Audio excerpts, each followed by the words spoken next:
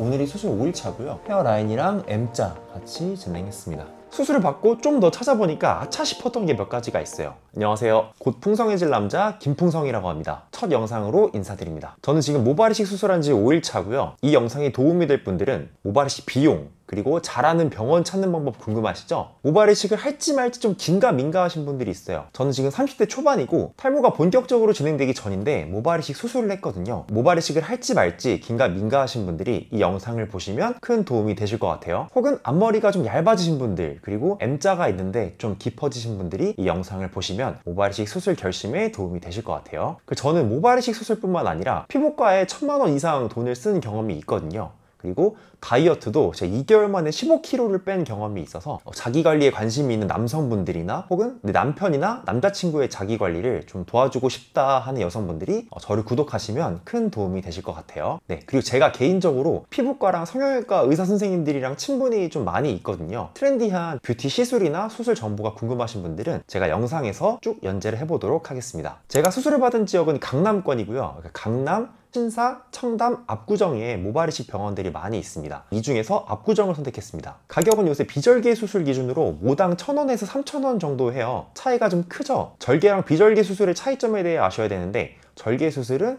상처가 남거든요. 뒤에 투블럭이나 짧은 머리를 하시는 분들은 그 흉터가 나중에 보일 수도 있다고 해요. 그래서 저는 비절개로 진행을 했어요. 선천적으로 이마가 좀 넓은 편이라서 헤어라인을 살짝 낮추는 수술을 진행을 했고, M자가 살짝 들어가 있어서 헤어라인이랑 M자를 같이 진행을 해서 총 3,400모를 했고요. 제가 지출한 비용은 620만 원입니다. 후회한 것 중에 하나가 뒷머리인데요. 뒷머리를 밀어버리는 형태가 있고, 아니면 뒷머리를 밀지는 않은데 히든 컷이라고 해서 바로 일상생활로 복귀할 수 있도록 티가 안 나게 하는 수술이 있어요. 가격이 한 100만 원 정도 차이가 나고, 저는 사실 MBTI 완전 E에다가 외향형이고 사람들 눈치를 잘 안 보는 타입이라서 그냥 자신있게 뒤에를 밀어버리는데 생각보다 지나가는 사람들 시선이 좀 많이 쓰이더라고요. 내향형이신 분들은 무조건 히든컷을 추천을 드리고요.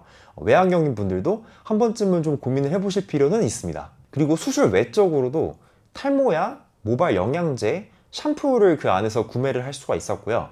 수술 620만 원 외에 추가로 20만 원 정도를 지출을 했습니다. 저는 사실 본격적으로 탈모가 오기 전인 상태였는데요. 선천적으로 이마가 넓은 편입니다. 지금 30대 초반인데 20대 중반쯤부터 앞머리가 확실히 얇아졌다는 느낌이 들었던 것 같아요. 그러다가 제가 개인적으로 피부과랑 성형외과 의사 선생님들이랑 친해질 계기가 있었어요. 그런데 그분들이 굉장히 모발이식에 대해서 긍정적이고 본인들도 많이 하시더라고요. 우리가 알고 있는 연예인들도 비활동 기간에 모발이식 수술을 정말 많이 해요. 저도 모발이식 수술을 하기로 결심을 하게 됩니다. 우선 병원을 선택하는 기준이 여러 가지가 있는데요. 첫 번째는 모발이식만을 전문으로 하는 병원이 있고, 아니면 모발이식 수술이랑 피부과 시술, 성형외과 수술을 같이 하는 병원이 있어요. 저는 모발이식만을 전문으로 하는 병원으로 가게 됩니다. 그리고 병원의 규모도 선택지에 포함이 되는데요. 의사 선생님들이 10명 넘게 있는 대형 병원이 있고요. 한 2명 내지 3명 정도가 있는 중소형 병원, 그리고 대표원장이 한 분만 계시는 1인 의원도 있습니다. 사실 이런 병원을 선택하는 것보다 내 머리를 해줄 의사 선생님이 더 중요하다고 생각을 해요. 저는 그래서 병원보다는 의사 선생님의 명성을 따라가는 게 맞다고 생각을 했어요. 그리고 수술 결과는 한 3가지 정도의 요소가 있을 것 같은데, 첫 번째는 디자인이죠. 저는 각진 형태로 디자인을 했고, 이외에는 둥근 형태도 있다고 해요. 두 번째는 머릿결의 방향인데요. 아무래도 뒤에 있는 머리를 뽑아서 이마에다 심는 거기 때문에 머릿결의 방향이 달라질 수 있다고 하더라고요. 세 번째가 가장 중요한데, 생착률이라고 부르죠.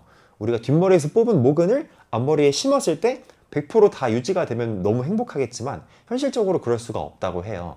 내가 심은 모근 대비해서 실제로 살아남은 모근의 비율을 생착률이라고 부릅니다. 저는 솔직히 디자인이나 머릿결의 방향은 파마나 헤어스타일로 보완을 할 수 있다고 생각을 했고, 생착률이 가장 중요하다고 생각을 했어요. 그래서 후기를 찾아볼 때 병원 자체의 후기보다는 내가 어떤 의사 선생님에게 수술을 받게 되고 그 의사 선생님의 후기가 많은 병원을 찾아야겠다라고 마음을 먹게 됩니다. 수술을 받으러 가기 전에 확인하셔야 될 것들이 있는데요. 첫 번째는 당연히 가격이겠죠. 근데 충격적인 게, 여러분들이 구글에 모발이식 비용이라고 검색을 하시면 나오는 그 비용들이 생각보다 굉장히 정확해요. 두 번째는 그 병원에 어떤 의사 선생님이 계시고 그 의사 선생님의 업력이 중요하겠죠.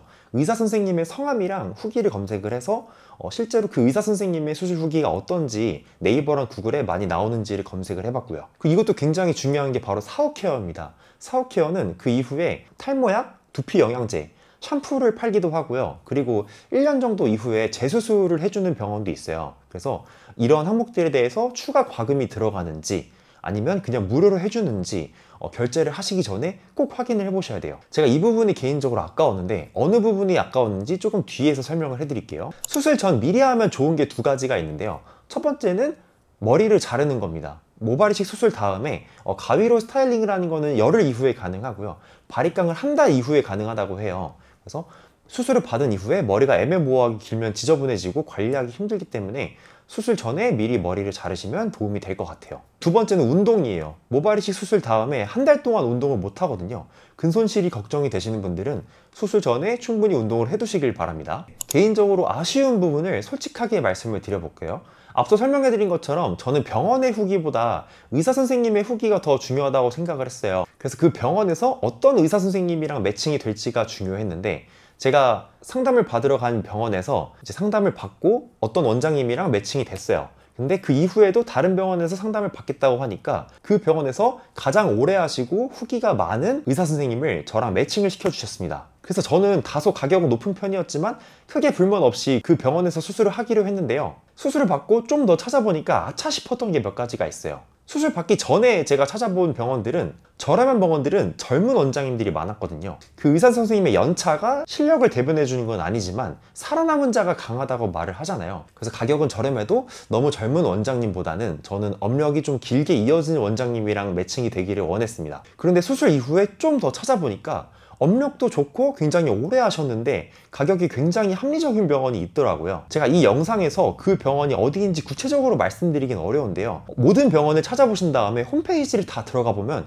가격이 보입니다. 그래서 여러분들은 조금 더 자세히 서울권에서 서울, 강남, 신사, 청담, 압구정에 있는 모든 모발이식 병원을 다 찾아보시고 거기 홈페이지에 들어가서 가격을 쫙 한번 리스트업 해보세요. 생각보다 그 가격이 정확하거든요. 그래서 저처럼 아차 싶은 상황은 맞이하지 마시길 바랍니다. 그리고 생각해보면 제가 3,400모를 했다고 하는데 저는 그게 정확한지 알 수가 없잖아요. 이런 생각도 들었어요. 체크가 된 건 3,400모인데 이게 실제로 3,400모일지 환자는 확인할 수가 없다. 그래서 여러분들은 귀찮으셔도 최대한 많은 병원들의 발품을 파셔서 나에게 몇 모가 심어질지, 그리고 그 심어질 모에 대한 가격은 얼마인지를 전부 다 확인을 하고 진행하시는 게 더 합리적일까라고 생각을 해요. 그리고 결제 이후에 아차 싶었던 부분인데요. 아까 말씀드렸던 사후 처리 관련인데요. 제가 선택한 병원은 1년 이후에 재수술이 무료였거든요. 그런데 샴푸랑 탈모약이랑 건강기능식품은 가격이 별도였습니다. 탈모약은 사실 병원에서 파는 게 아니라서 금액은 상관이 없었는데 샴푸랑 모발 영양제 가격이 다소 비싸다고 느껴졌어요. 당시에 실장님은 그건 당연히 이만큼 구매를 해야 된다라고 안내를 해주셨는데, 돌이켜서 생각을 해보니까 샴푸랑 모발 영양제를 굳이 그 병원에서 구매를 해야 됐을까라는 생각이 듭니다. 저는 샴푸를 3개를 구매했는데 2개만 구매할 걸 아차 싶고요. 모발 영양제는 원래 1년치 구매를 안내를 해주셨는데 수술을 받으면서 곰곰이 고민을 해보니까 1년치는 좀 아닌 것 같더라고요. 그래서 정중히 말씀을 드려서 나머지를 환불을 하고 3개월치를 먹어본 다음에 결정을 하겠다라고 해서 9개월치를 환불을 했습니다. 여러분들도 이 부분을 미리 숙지를 하시고 다 살 필요가 없어요. 병원에서 안내해 주는 만큼 다 결제를 하실 필요가 없으니까 나에게 필요한 부분만 미리 예상을 해서 구매하시길 바랍니다. 그리고 마지막으로 후회되는 부분은 수술을 일찍 할 걸 싶어요. 수술 이후에 머리가 빠지고 다시 나면은 6개월 정도가 걸린다고 하는데 6개월 전에 했다면은 지금 저는 다른 앞머리 스타일을 가지고 있겠죠. 미리 하지 않은 게 좀 후회가 됩니다. 최근에 날이 선선해지셨는데 고민하시는 분들은 미리미리 하시는 게 저는 좋다고 생각합니다. 그리고 저는 탈모가 진행이 안 된 줄 알았다고 생각을 했는데 병원에 가서 머리를 보니까 이미 진행이 되고 있었다고 이야기를 하더라고요. 실제로 머리가 30% 이상 빠지지 않으면 본인은 잘 모른다고 해요. 앞머리가 무언가 얇아지신 남성분들은 적어도 탈모약은 미리미리 복용을 하시는 게 좋을 것 같아요. 네, 여러분 제 첫 번째 영상 봐주셔서 진심으로 감사드립니다. 다음 영상에서는 디테일한 예약부터 수술 과정 그리고 후기를 좀 더 자세히 말씀드려 보도록 할게요. 혹시나 모발이식 수술에 관련해서 궁금하신 점은 전부 댓글에 남겨주세요. 제가 Q&A 영상으로 가져와 보도록 하겠습니다. 그리고 저는 모발이식 수술뿐만 아니라 피부과에 1,000만 원 이상 썼거든요. 제가 받았던 레이저 리프팅이나 제모,